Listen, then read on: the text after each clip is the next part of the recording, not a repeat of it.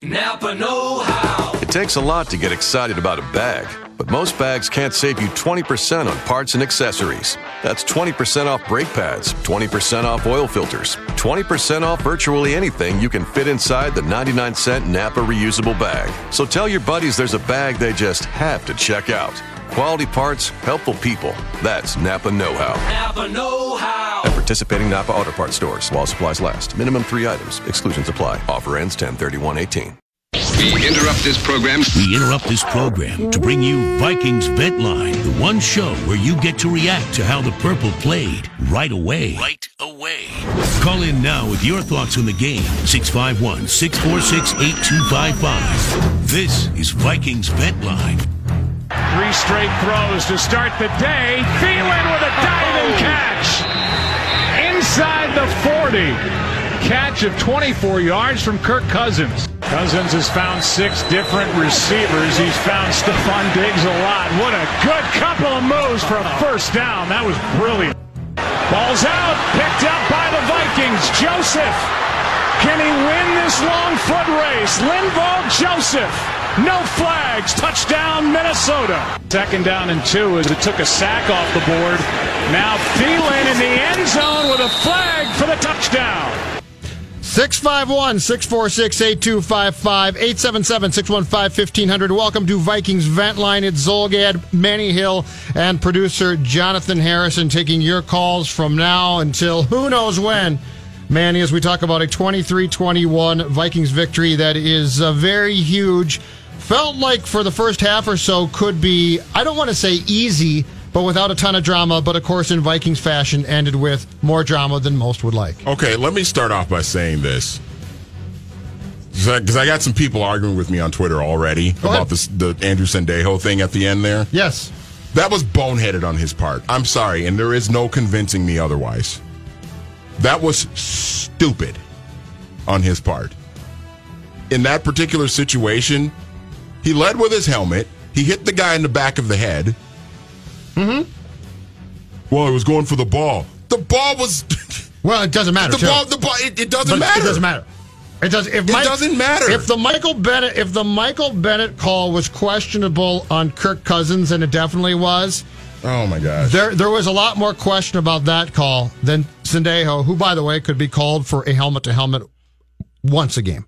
At least. If not twice a game. At minimum once a game. Yes. But nonetheless, nonetheless, what now? 2-1 sounds a whole hell of a lot better, Manny Hill, than 1-3-1 going into next week's game at home against Arizona. It was a huge win, and they got it. They needed it badly, and I've been saying all week that leading up to this game that you had to get this game because of one thing, the Buffalo loss. Mm-hmm.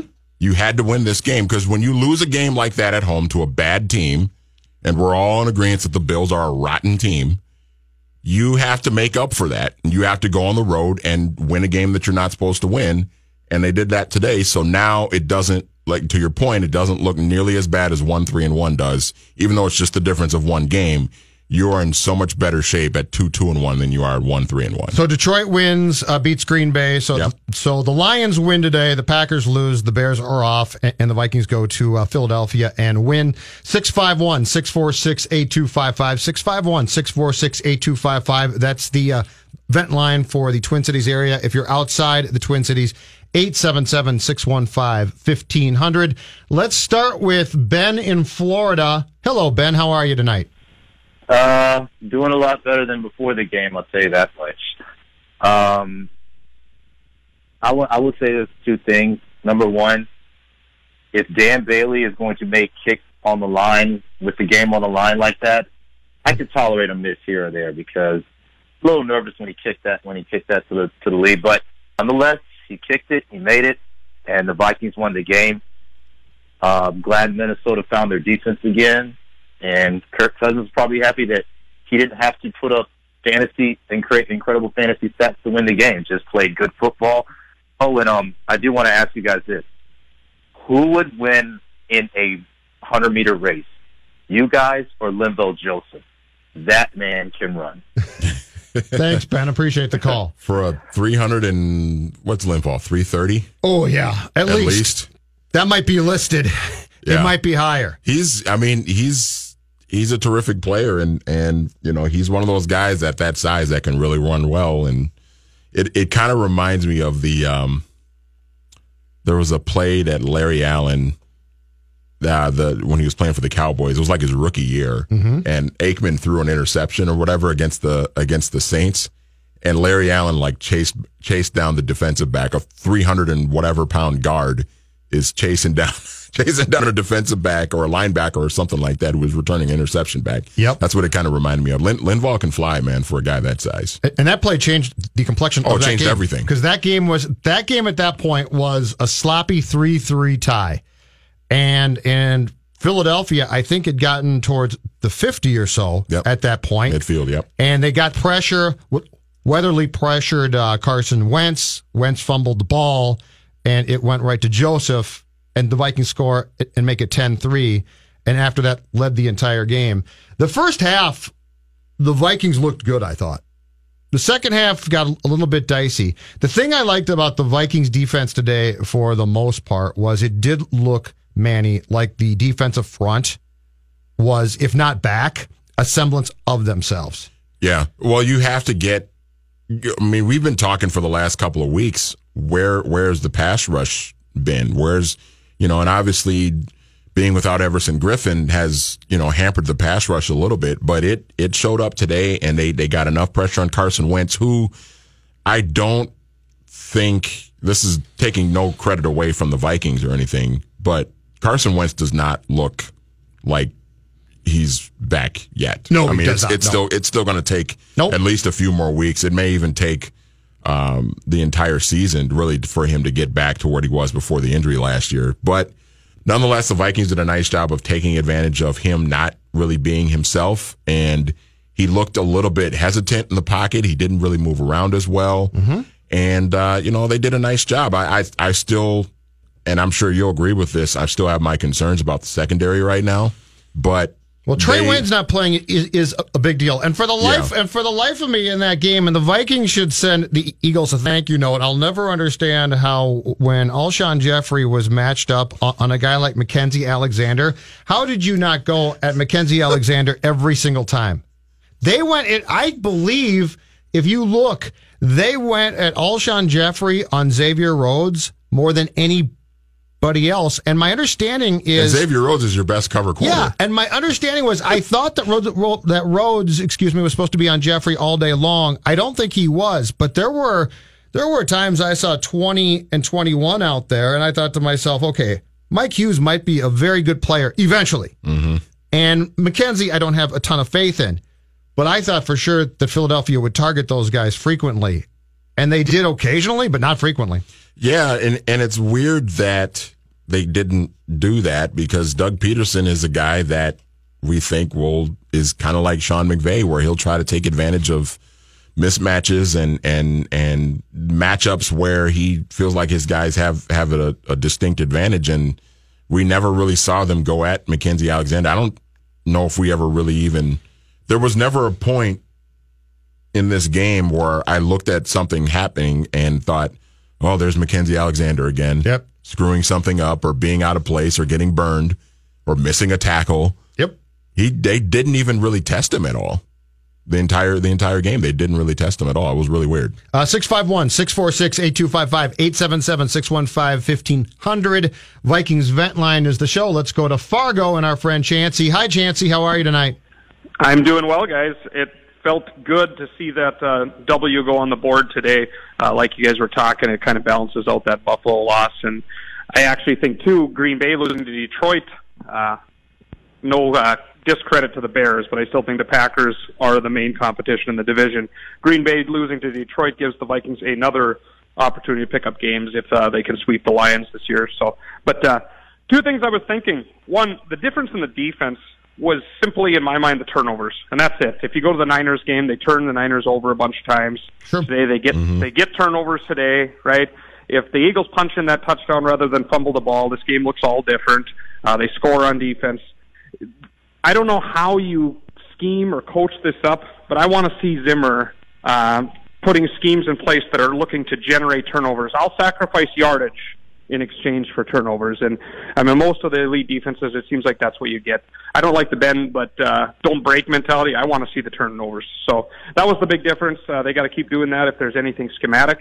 And number two, I'm sure if you're calling into the Eagles version of Ventline or whatever the heck they have, yeah, there is a lot of talk about the roughing the passer call, which was an atrocious call, again, in my opinion. Awful.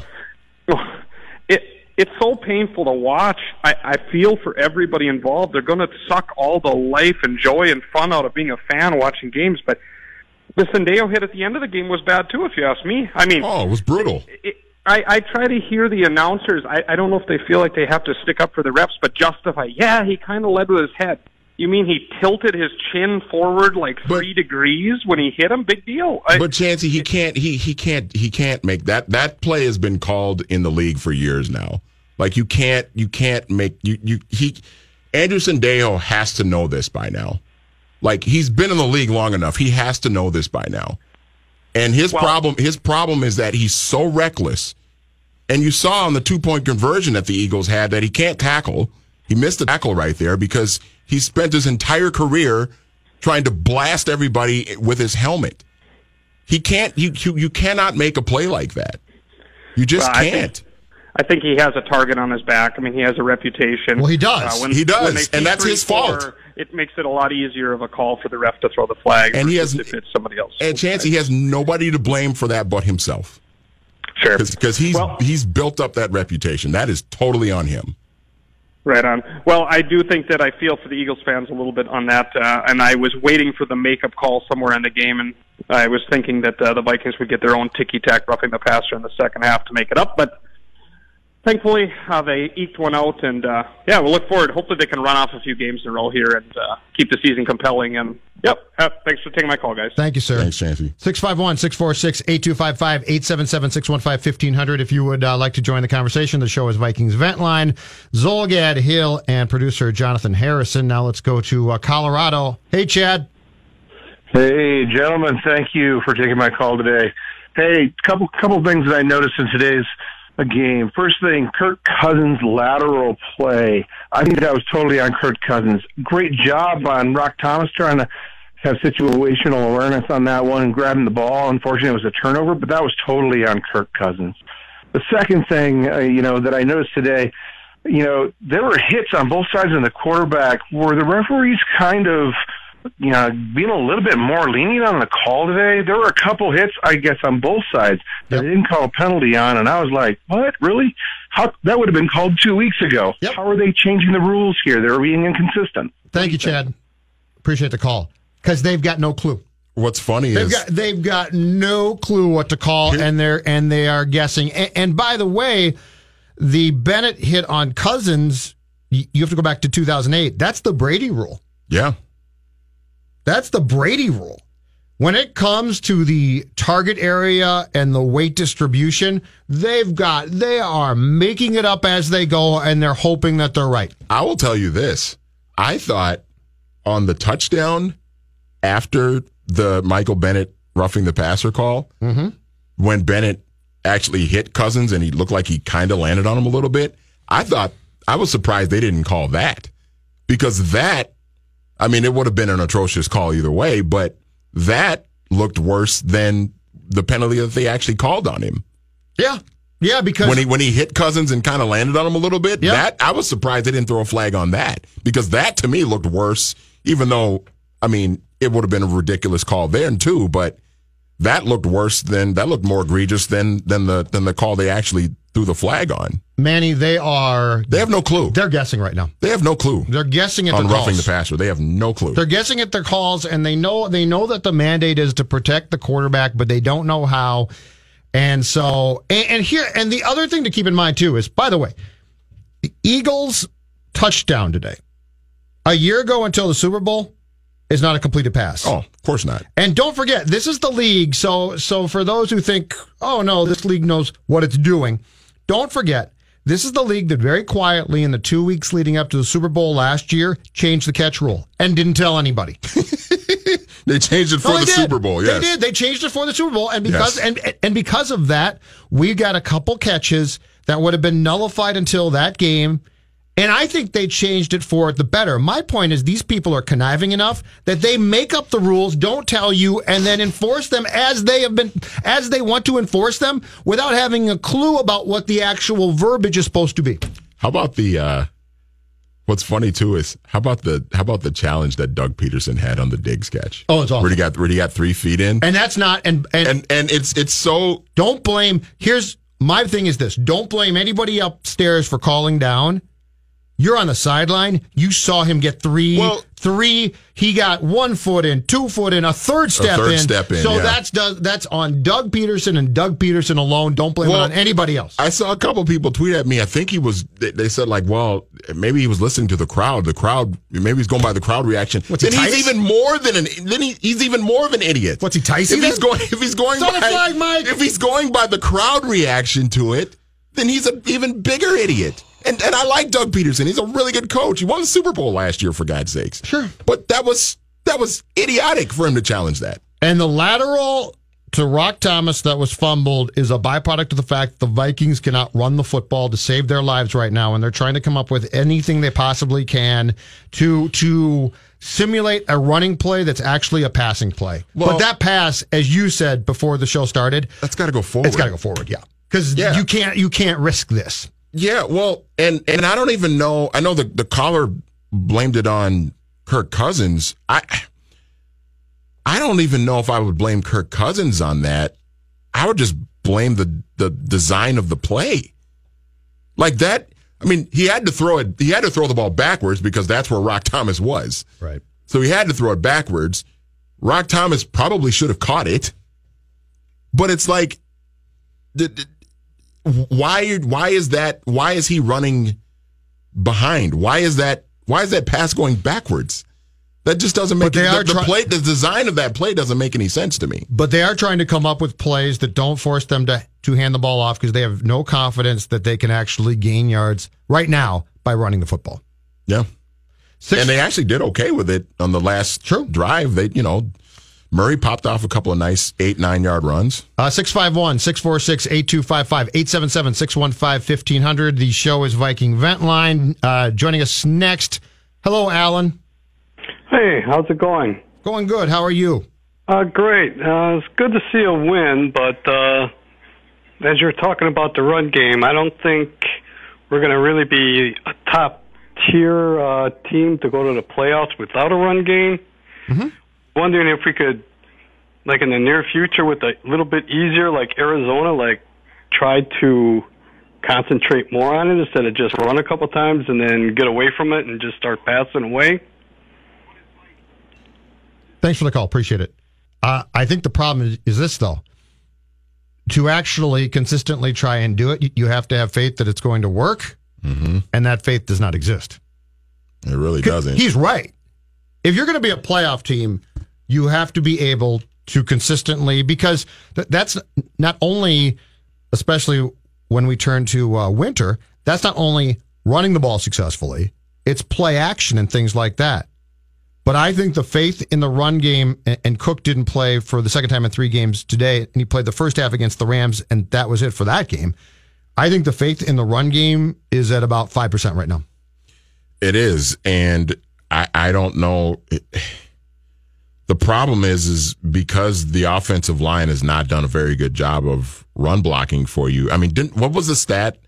I think it was Collar who found the stat that Dalvin Cook was like leading the league, before the hamstring injury. He was like leading the league in yards after contact. Yes, that's correct. Even though he's only getting about 2.5 yards a carry, but because through the Green Bay game, that's correct. Because he was getting hit in the backfield so much, and he would get 2 or 3 yards after contact, and it ended up being a 1 yard run because he's getting hit 3 yards behind the line of scrimmage because the offensive line has been so brutal in that regard. So I don't know how maybe today what we saw on the last drive with Murray, picking up a couple of nice runs, maybe that leads to some more confidence in the running game. But yeah, I'm with you. Like what we saw today, the swing backwards passes, the one to Rock Thomas that was dropped and was a fumble, and they ran one to Diggs earlier in the game.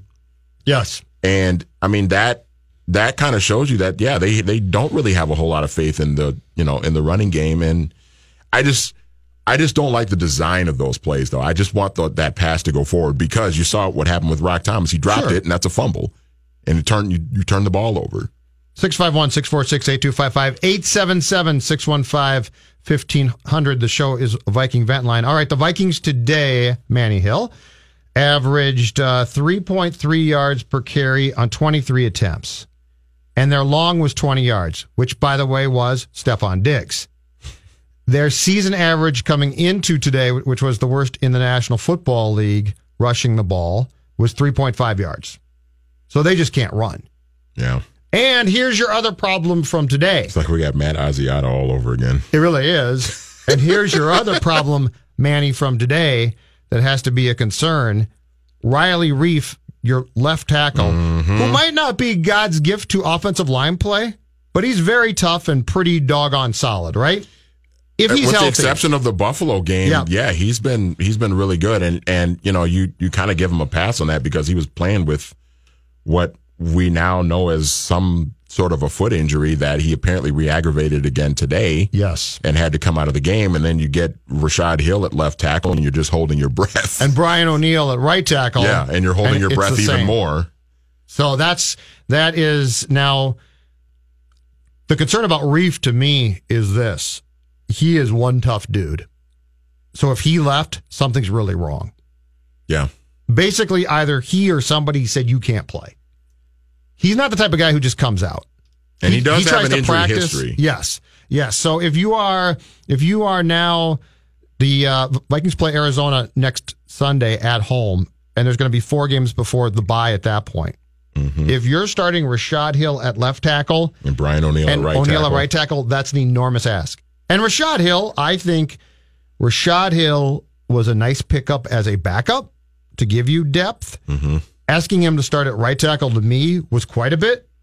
Asking him to shift to left tackle and start is a lot. After Riley Reif left the game with an injury, you basically had 3 backups on your offensive line. 3 of your 5 offensive linemen were backups. Mm-hmm.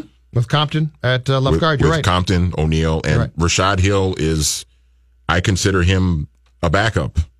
Mm-hmm. Like, in a perfect world, he's not starting for me. He's a guy that can come in and start a game or 2 for you if you have a guy that's out. But is he a starting tackle left or right for a full 16-game season? I don't think he is. No. And so that's going to be a big concern. You survived a game today with 3 of your 5 offensive linemen as basically backup quality players. 651-646-8255. The show is Viking Vent Line, and Frank joins us now. Hello, Frank. What's up, Frank? Hello. Hi, guys. Something that I'm taking into consideration, or I'm noticing, the Vikings seem to play a lot better against other teams that play a conventional football team. Not a whole lot of razzle-dazzle going on, not a whole lot of line shifting, but it's straight man-on-man football. And just wondering if that could be part of their issue, when we're talking about having our defensive ends, cover wide receivers in out on the flats. They can't do it. Thanks, Frank. Appreciate the call. Yeah, I mean, I don't know what was going on with the Eagles today. I'm not taking anything away from the Vikings because I think the Vikings defense played well enough to win today, and obviously they did win. The Eagles that was just weird from them today. I mean, we talk about the Alshon Jeffrey thing. They had him matched up on Mackenzie Alexander a few times. They didn't really take advantage of that. Mm-hmm. Carson Wentz just still does not look like himself. Oh, great. Again. They didn't. Ajay fumbled the ball, third quarter of their first drive deep in Vikings territory. It was really weird from the Eagles today. You know what, though? They look very much like a team that won a championship. Hangover. They really did. Yeah. They look like a team that won a championship and had a lot of fun. And, that was an odd game. An odd game. And the Peterson, and you're right, the Peterson decision to challenge that call was on the Diggs catch. What was he thinking? Absolutely bizarre.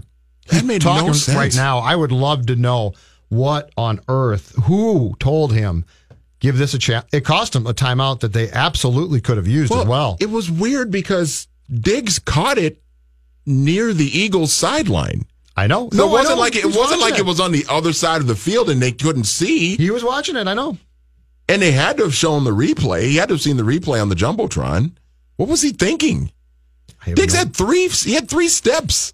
Like, it was a clear catch. It wasn't, there was nothing in doubt about it. They announced the challenge. It made no sense. They announced on TV that he was going to challenge it, and I thought, didn't he catch that around the numbers? And then I saw it, and and I'm like, okay, he's going to get at least 2 feet in, or at least 2 steps in. Forget feet.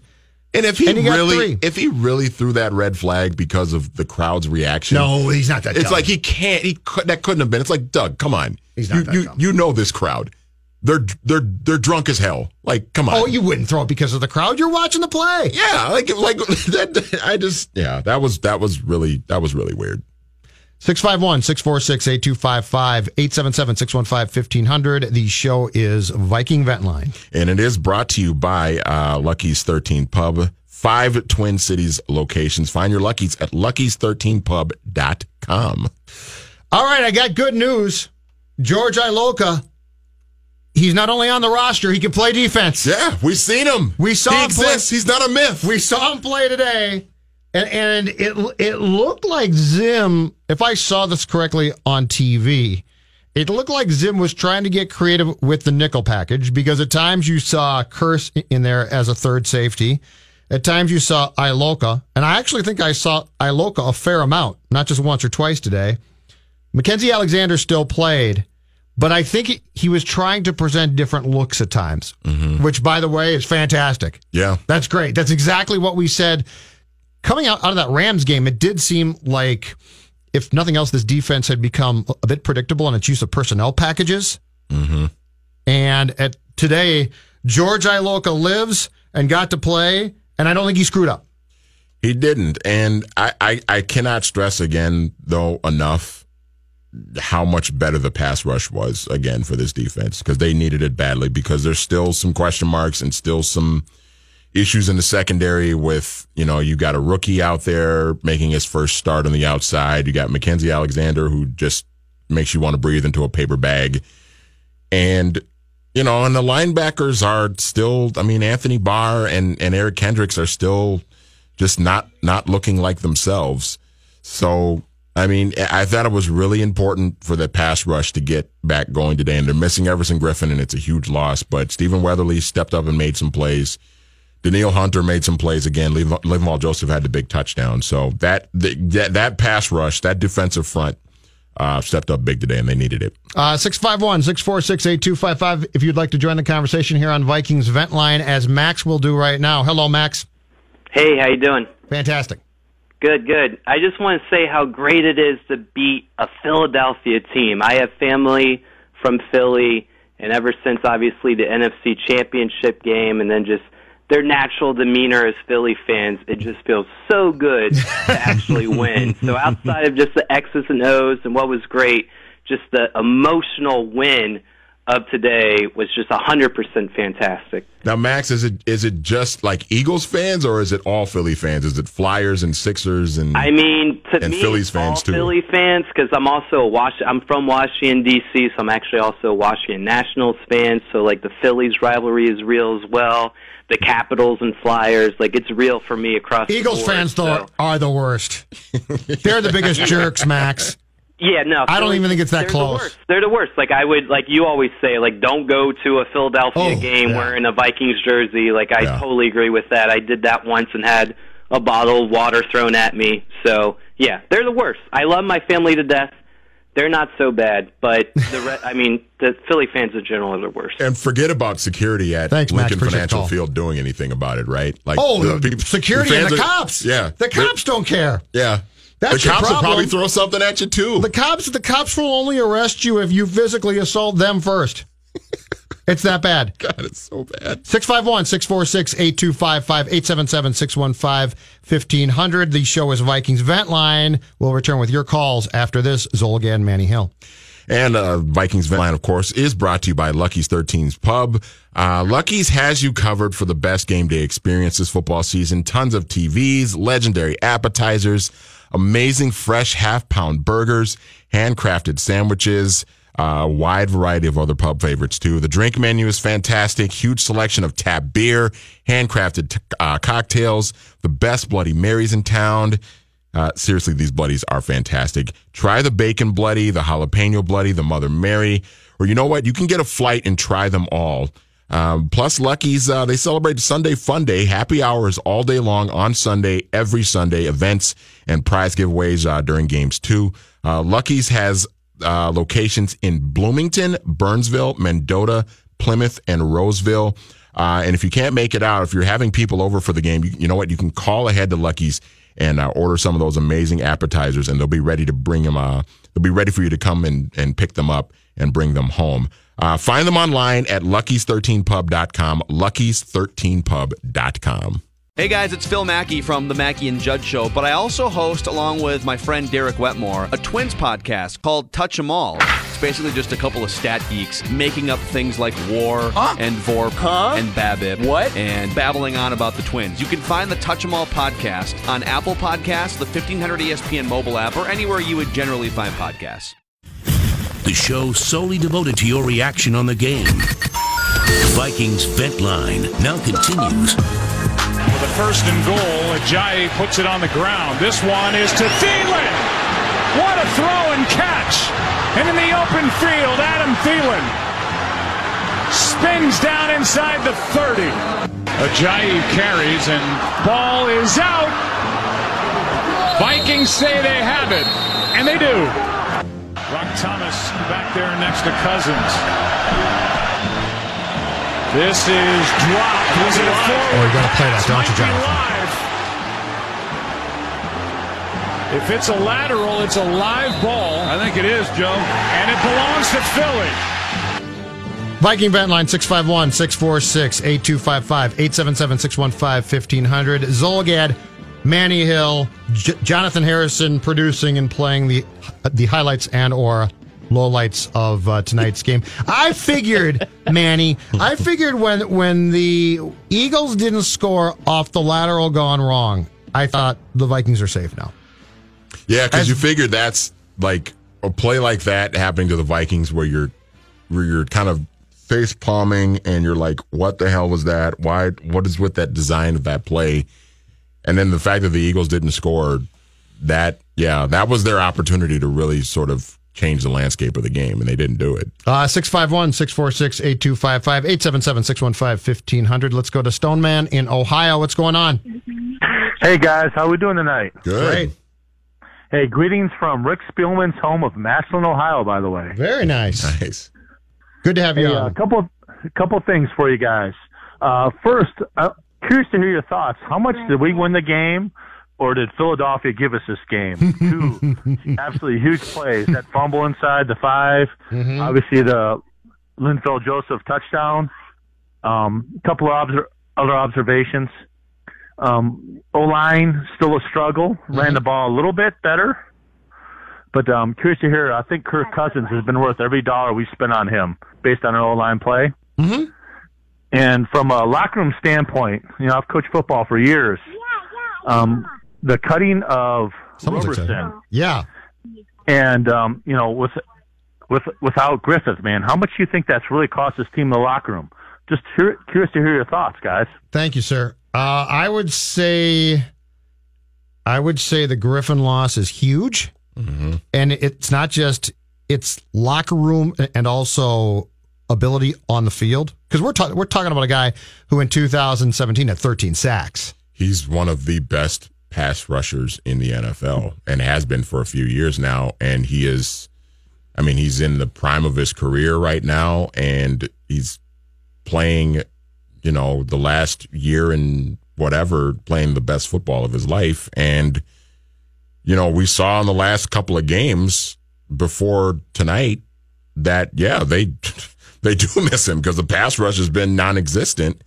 And it finally showed some life today. I mean, I cannot stress enough how much better and how much more important it was for Stephen Weatherly and Daniil Hunter and even Linval Joseph just getting pressure on Carson Wentz and making him uncomfortable. Yep. That was huge. And I think that was the main reason why the defense looked better today. Now, they still didn't look great. I mean, there were still some plays that the Eagles were able to get, and the Eagles ran the ball with some effectiveness with Jay Ajayi and whatnot. But the defense played better as a unit today than they did the previous 2 weeks. It's not even close. Brian Robinson, I think, is missed, but teams, if you've got a guy who's aging and gets cut, I'm not going to go back and say that's a bad more of a locker room thing with B-Rob, though, isn't it? It's not more of a locker room thing than it is ability on the field. But Griffin is missed both in an enormous way. Yes. And as far as question one, Philadelphia helped you. But watch games in this league, Manny, we see a lot of teams help teams. Mm-hmm. So this is not rare. If you watch a full day of football, as I did today, how many mistakes, stupid plays, questionable play calls do you see that lead to a team's demise? It's quite a few. And let's not forget, I mean, he made a big kick at the end to sort of to give the Vikings some breathing room, but Dan Bailey missed a couple of kicks today that I was going to get to that. If he would have made them, then it's probably not even as nearly close as it ended up being. And they weren't tough kicks. No. The first one he missed was what, from 28? Yes. That he doinked off the left upright, and then the other one he just pushed to the right. Yeah, let me see here. I've got the exact. He went 3 for 5. He missed off the left upright from 28. He hit from 37. He went wide right from 45, and he made him from 22, and then the key one late, 52 yards. Yep. And you know what? And that's where you. And I know it's easy to say, wow, I don't know if he would have made it. But I actually felt pretty good about him making that long one. Just because he's made kicks like that before. So you know he's capable. Unless you saw Mason Crosby's day in Detroit today, in which case... Yeah, how about that? Daniel Carlson feels pretty damn good right now. He might end up with a job. Hey, Lou, how are you, Lou? Good. Go ahead. There's one thing that irritated me in the whole game. That's what Troy Aikman said. Yep. And it's that he confirmed that Mike Zimmer... basically forced Terrence Newman to retire. I mean, that's ridiculous beyond belief. The guy was a good secondary guy. Not great, but he was still good back there. And we end up keeping Marcus Sherrills of all people. Good guy and everything, but we don't need Marcus Sherrills in that. I'd rather have Terrence Newman back there, for goodness sakes. How stupid are they? Thanks, Lou. They miss him. Now, they do miss him, but I wonder the aging process. Yeah, that's my big thing. Terrence is 40, man. Yeah. They miss him, but I think they missed Terrence Newman of the last couple of years. I don't know if they miss 40-year-old Terrence Newman, because I honestly believe if Terrence Newman still had something left in the tank, he would be in uniform. Yeah, I agree with that. I mean, I think the reason why he retired is because I think he went through training camp for a couple of weeks and said, I got nothing left. Physically, I got nothing left. Mm-hmm. Now, they miss him, but I don't think it was a situation where he still had left. I don't buy for a second that Mike Zimmer would have. If Terrence Newman could still play at the level he had been playing the last couple of years, yeah, he loved him. Mike Zimmer wouldn't have forced him to retire. I think Terrence just said, I'm done. I got nothing left. And you know what? He's 40. I mean, the fact that he was playing last year at 39 and still serviceable for you, I think, is remarkable. 651-646-8255, 877-615-1500. It's Vikings Vent Line. Judd, Manny, Jonathan Harrison producing. Tom in Columbia Heights, you're next up on Viking Vent Line. Hey, guys, first off, I'd just like to say congratulations to the Milwaukee Brewers, because that's about all they're going to have over in Wisconsin anytime soon. What are you talking about? The Badgers throttled Nebraska yesterday. Oh, yeah, I'm sorry. those Badgers.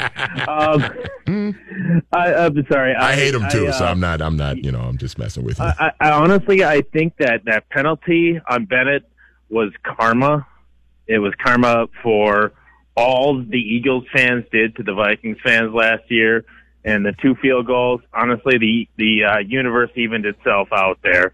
And can either of you tell me that touchdown that Smallwood got, wouldn't that have been Megatron rule? Yes. And yeah. Wouldn't and why would they go for 2 after that? Does that make any sense to either of you? And I'll get your comments after here. Oh, please play Packer Vent Line on your show tomorrow. Oh, we will tomorrow. Yeah, we will. Thanks, Tom. Oh, the Mason Crosby calls alone will be worth the price of that show. Fantastic. Oh, yes. That'd be glorious. The 2-point conversion was done because it worked under the theory that it's easier to put yourself in position to go for the win than to go to OT. That's why. Yeah, and it worked. That's why. They ran the play and it worked. On the touchdown. The caller's right. Yeah. Oh, yeah, absolutely. That's last year would not have been a touchdown. Until the Super Bowl. And it would have been a touchdown in that game. Yeah. But you know what? I'm glad they called it a touchdown. Because in my opinion, that should be a touchdown. Absolutely. He caught the ball. He went to the ground. He possessed it long enough. Yeah. Common sense says that's a touchdown, right? Yes, exactly. It's common sense. That's a touchdown. It should have been a touchdown. It was a touchdown. I got no problem with it at all. But last year, yeah, the caller's right. Last year, there's no way in hell that would have been a touchdown. Hey, Bob. Thanks for holding, Bob. What's up? Hey, how you doing, guys? Great. I got the game today. Okay. Big win. You were at the game? We're driving out of the parking lot traffic right now. Nice. Yeah. So you survived. You didn't wear any Vikings gear, did you? Bob, did you wear any Vikings gear? Did you wear anything purple? Oh, hell yeah. I got my Dante Culpepper number 11 jersey on, baby. Okay, but was it visible? Oh, visible? Hell yeah. Was beer thrown at you? Were beer cans directed at your noggin? By thousands to not wear it. My life was on the line. I wore it. Were you accosted, Bob? Yes, I was.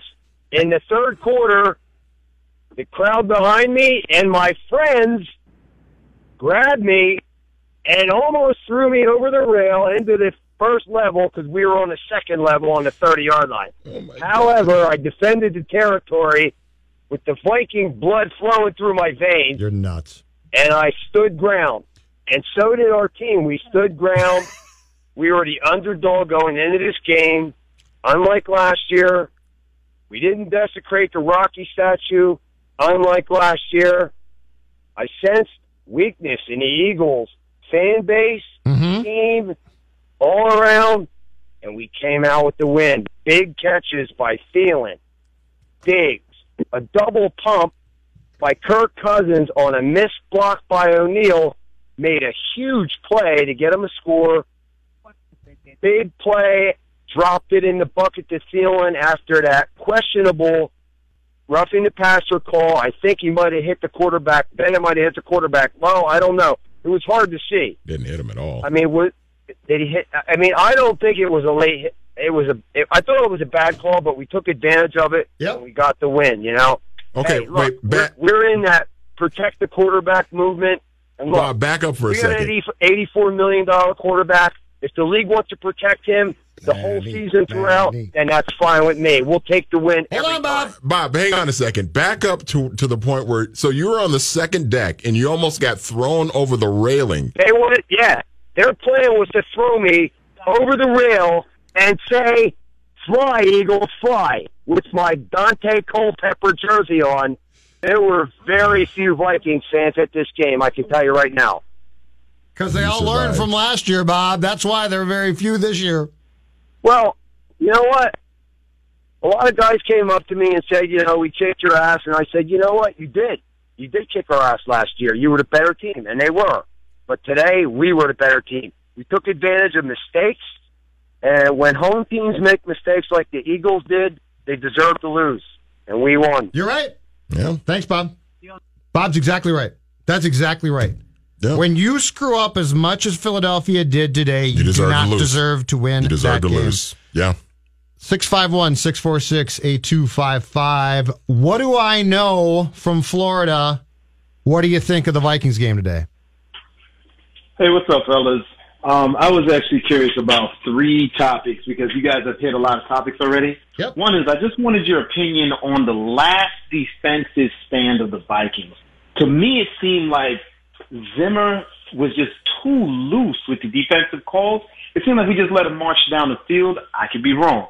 The other one is I just wanted your opinion on Treadway. Is he getting better?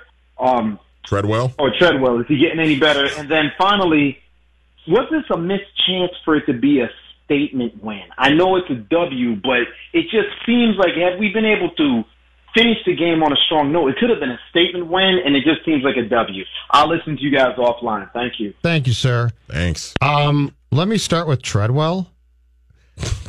Don't confuse the fact that he seems to get a lot of snaps with him playing well.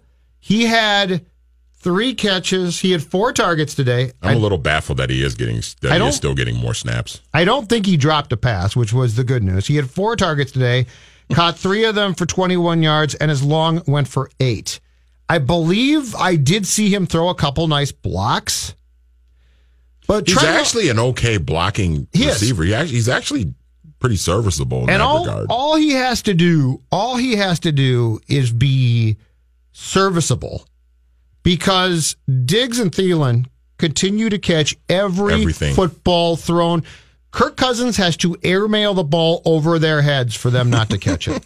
It has to be 30 yards over their heads. So, and statement win, all I can say is 2-2-1 sure beats 1-3-1. Yes. I don't think it's a statement win. But it's a big one. But you've now set yourself. One they needed. You've now set yourself up to go into the bye with, I think, 3 potential winnable games in 4 weeks.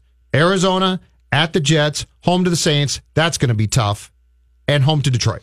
And let's not forget, too, that, okay, you go on the road and you beat Philadelphia. Now you're 2-2-1. The Eagles are 2-3. So now you kind of have, I guess it doesn't really matter because of the tie, but you now have sort of an upper hand on Philadelphia in the standings. Now it's, the tie is in there, so there's no real tiebreaker that would come into play. I guess unless the Eagles have a tie later on in the season. And the tie confuses me now to know. Yeah. I hate the tie. Let's get rid of the ties. But you did, you went on the road and you won a game against an NFC opponent, and, it was a game that you needed to win. You needed to make up for that Buffalo loss, and that Buffalo loss could still come back to haunt you. Mm-hmm.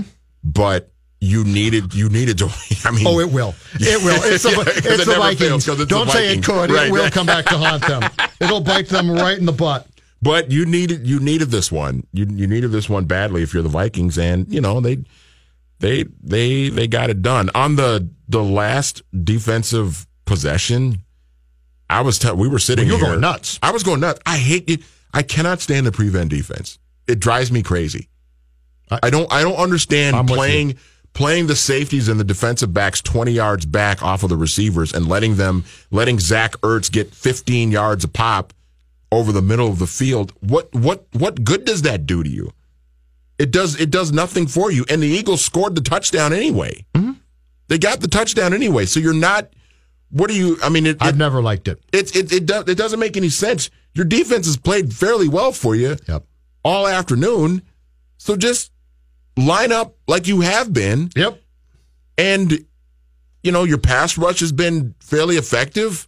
Line up the way you have been and stop them, because for the most part you have been stopping. I've never understood the philosophy. Never. Yeah. I've never got it. It makes no sense. Vikings Vent Line brought to you by Lucky's 13th Pub. 5 Twin Cities locations.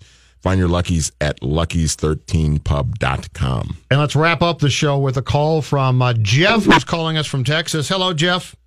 Hey, guys. If I had not watched the game for myself and I just was only able to listen to Vent Line, I would have thought it was another miserable performance. But let me just give you this. Sure. Ebony and ivory are together again in history, or however the words go. That was way off. I know. Okay, but McCartney and Steve. Guys, come on. We went into the most hostile place to play on the road. Yeah. And we delivered. We delivered. We said exactly that. Yeah. That's what we said. They needed this win, and they got it. Yes. The Eagles didn't play well, but you know what? They won. So who cares, right? Yep. Yes, exactly. All right, Jeff, thanks. Thanks. Wait. I thought we just spent the whole show saying that. We kind of did. Did we rip them? No, I mean, we didn't even really. We spent like 10 seconds talking about Mackenzie Alexander. Yeah. 23-21 victory. Yeah. They're now 2-1. You needed this win. The Lions won, but they beat the Packers, which is good. The Bears didn't play. Yeah, there was nothing. How about the Bears being in first place in this division right now? Well, it's Khalil Mack. Oakland changed the NFC. Oakland changed the entire division with that trade. He's going to get some MVP votes. They changed the entire division with that trade. All right, we are done.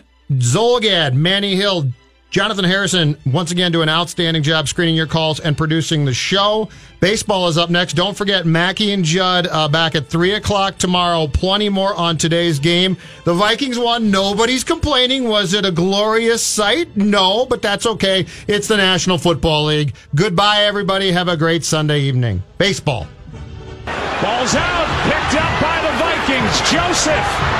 Can he win this long foot race? Linval Joseph. No flags. Touchdown, Minnesota. Second down and 2 as it took a sack off the board.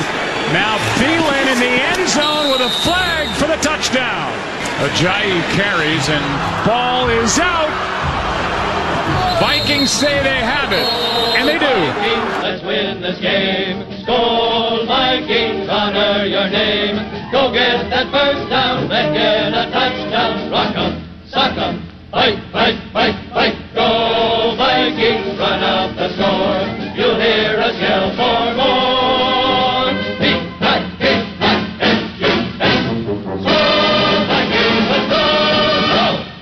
Yo, can I park here? Let me see. Smith Street, sign says 15 minutes between Friday and Tuesday. Yeah, it's probably fine. Good. I'm just going to the AT&T store. There's a deal that's New York only. I'll run in and run out. You didn't take the F? Yo, you gonna park here? Yeah, he's going to the AT&T store. They got a deal just for New York. You didn't take the F? Hey, New York, come into an AT&T store and find out how to get a smartphone for free. AT&T, more for your bargain hunter thing. That's our thing. Limited New York offer. See store for details. A call for an end to the nation's deep divide. I'm Tim McGuire with an AP News Minute. The Senate votes tomorrow on Brett Kavanaugh's nomination to the Supreme Court, and it appears he has the votes to be confirmed. But the bitter confirmation fight leaves the political parties even more sharply divided and supporters of those parties even more entrenched. Alaska Republican Senator Lisa Murkowski, who voted against sending Kavanaugh's nomination to the full Senate, says the vitriol has to end for the sake of the nation. The truly awful manner which with so many are acting now. It's got to end. Murkowski will vote present tomorrow as a courtesy to Kavanaugh supporter Montana Republican Steve Daines, who's attending his daughter's wedding back home. She's using a procedure that lets one senator offset the absence of another without affecting the outcome of a vote. I'm Tim McGuire.